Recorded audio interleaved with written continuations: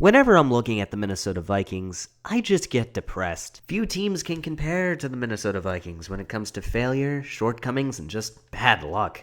Surprisingly, I'm not going to talk about the history of the Vikings' failure. Rather, I'm going to talk about the current squad iteration and why it sucks.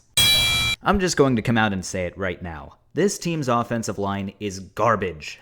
I mean, if you're behind the Browns in any sort of positive metric, something has gone horribly wrong. I mean, any reason you can come up with as to why this offense has the power of a Nerf gun probably relates back to the offensive line. There's absolutely no run game to speak of? Try the offensive line. The defense is constantly overworked? Again, the offensive line.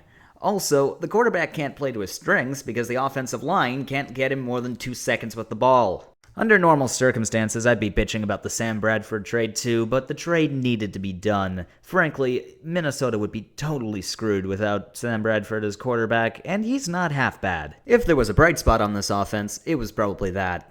Oh, and our receiving core. Our receiving core is perhaps one of the most underrated in the league. Anyway, on to the defense. At last, I can finally say something positive about the Minnesota Vikings. Truth be told, their defense is elite. As was this. Whatever this was. Thanks to Mike Zimmer, the Minnesota defense has evolved into one of the fine shutdown defenses in the league. However, they also have the added bonus of being able to put points on the board. They're going to need to do that if this offense can't step up. Aside from their defensive ends, defensive tackles, and middle linebackers, they also have a star safety in Harrison Smith, a solid elder statesman in Terrence Newman, and Linval Joseph, who would probably be insulted if you referred to him as bruising. While this is truly a great defensive squad, it's too often overworked by an incompetent offense.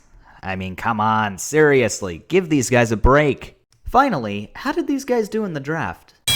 Holy shit, the Vikings actually did well in the draft. When was the last time that happened? The Vikings selected a more than capable back to take up the mantle of AP, they added another capable running back that can serve as depth, and they have finally upgraded their offensive line to hopefully be average.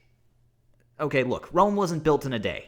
They also added some much-needed depth at defensive tackle and have finally found a replacement for Jared Allen, who sadly retired last year. All this essentially means that the Vikings could theoretically be a threat next year, and also could finally, at long last, make some noise. If Donald Trump can become leader of the free world, then I refuse to believe that the Vikings can't win a Super Bowl. Now watch me be horribly wrong and they go 0-16. Oh, and to you Packers, Bears, and Lions fans who have been currently laughing their asses off to watching me list off the Vikings' ineptitude, don't worry, you're next. This Why Your Team Sucks video has been brought to you by the Media Critic. Why? Because tearing down teams can be oh so enjoyable.